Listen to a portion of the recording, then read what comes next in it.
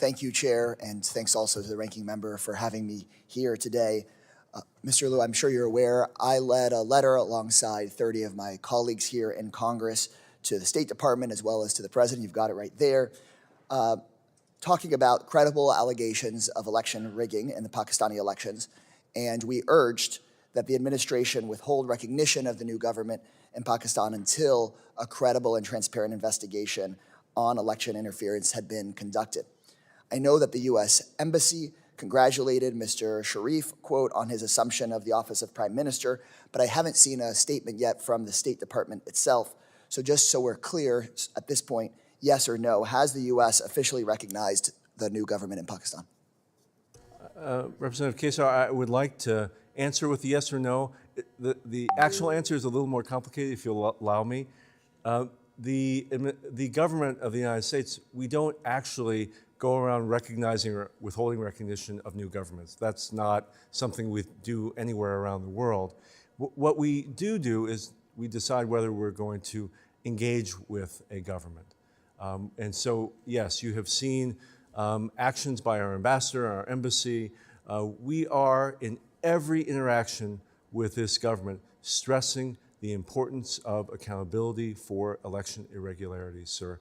Can I just also add, your letter is incredibly important. It's important that the Pakistani people, the Pakistani government hear not only from the administration, but from members of Congress, and having so many of them speak together has real influence. The administration largely agrees with your recommendations. We have done many of the things that you have proposed. We have said publicly and privately that we want to see transparent and credible investigation of election irregularities. We have called for accountability for mass detentions of people in the opposition, and we have said loudly and clearly that military trials for civilians accused of crimes after May 9th is not in keeping with international norms. I appreciate that. And so in other cases, for example, in the case of Venezuela or some other countries where the State Department has spoken out very clearly about election rigging, and we can talk about separately about how it is that we treat those governments or treat those countries, but it seems that when we have had allegations of election rigging, that we've spoken out much more clearly than in this case. And I would urge that we continue to speak with the level of moral clarity that we have in other situations. But I appreciate your recognition and speaking out here today about how it's not okay for us to be having journalists jailed, for Twitter to get shut down, for there to be this continued, very clear to me, interference in democracy. Given the credible allegations of fraud and rigging, what gives you confidence that this government will have the democratic legitimacy necessary, not only for the interests of the Pakistani people, but for the interests of the United States?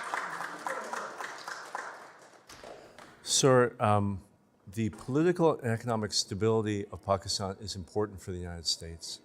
It is important that the Pakistani people... And I'm short on time. Is it your sense right now that there is going to be that democratic legitimacy, or do we have real concerns? I'm sorry, I have one more question for you, so just give me your... Sir, I think that's up to the process ongoing now in the Electoral Commission of Pakistan. One more question. Most security assistance to Pakistan has been suspended since 2018. Recently, the Pakistani ambassador said that Pakistan's awaiting a decision from the U.S. on increasing military sales and financing. Yes or no, are there ongoing conversations about increasing military assistance to Pakistan? No ongoing conversation about large-scale increases, no. That's good to hear. Given that the U.S. has already sent hundreds of millions of dollars in aid, are there any steps the State Department is taking to ensure that the aid we send is not used for any of these abuses that you've identified? Sir, absolutely. There is very close monitoring of where our military assistance goes around the world, including to Pakistan. For example, the F-16 sold to Pakistan over 40 years ago have active U.S. technical security teams monitoring their use every day. Thank you for that. Has the U.S. identified any units of military or security forces that would not be eligible for aid? Yes. We have identified those.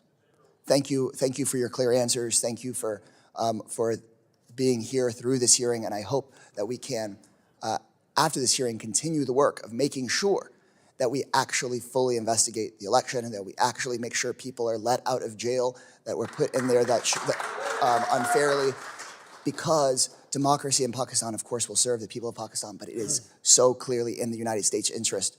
I started out on this seeing the failures we had in Latin America of prioritizing military relationships over democratic relationships, and it never served us there, and it won't serve us in Pakistan very well. So thank you so much, Mr. Liu. Thank you, sir.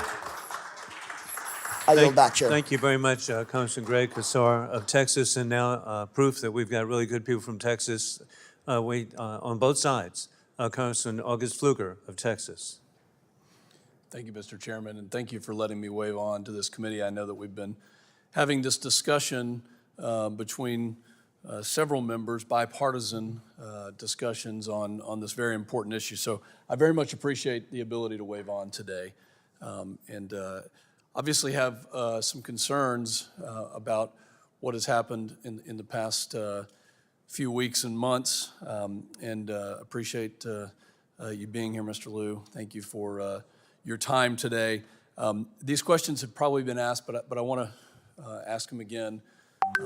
As an interested citizen, as somebody who believes in free and fair elections, and really just want to get a general assessment regarding the fairness of the elections in Pakistan, what your general thought is before I go into some deeper questions.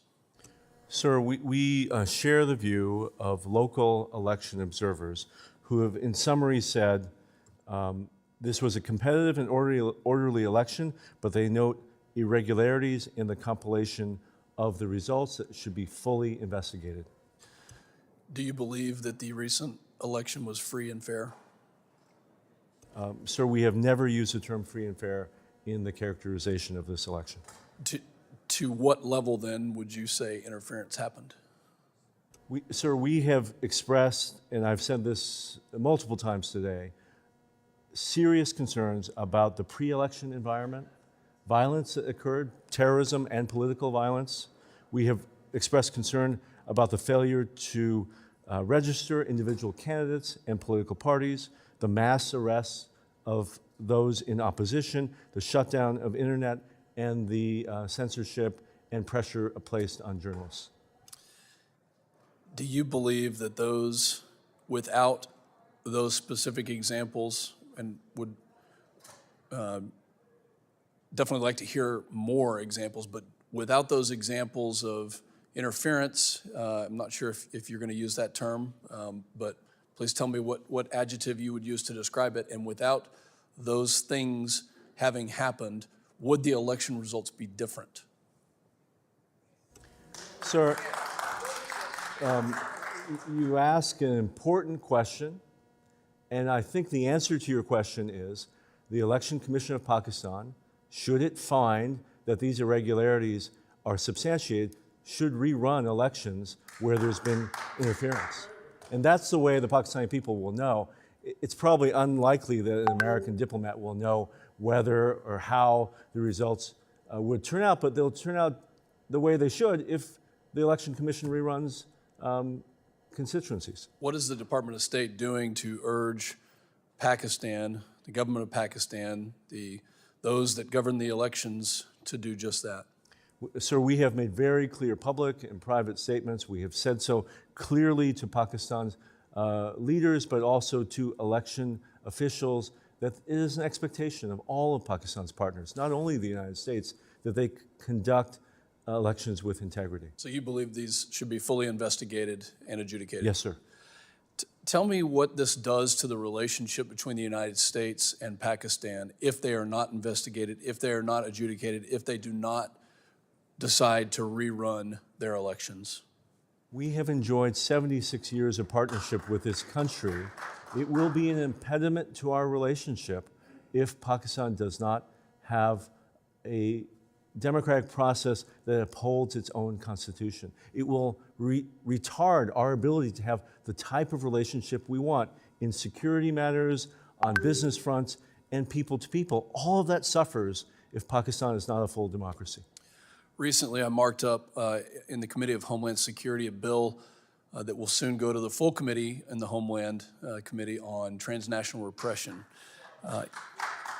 Is the State Department monitoring reports of transnational repression made by Pakistani Americans? And if so, what steps is the State Department taking to address these topics? Sir, we are tracking transnational repression around the world, including with respect to allegations made about Pakistan. We are looking very closely at the examples offered. If we find that they are substantiated, we will address them directly with the Pakistani government. I thank the witness. Mr. Chairman, once again, thank you for letting me wave on. I yield back.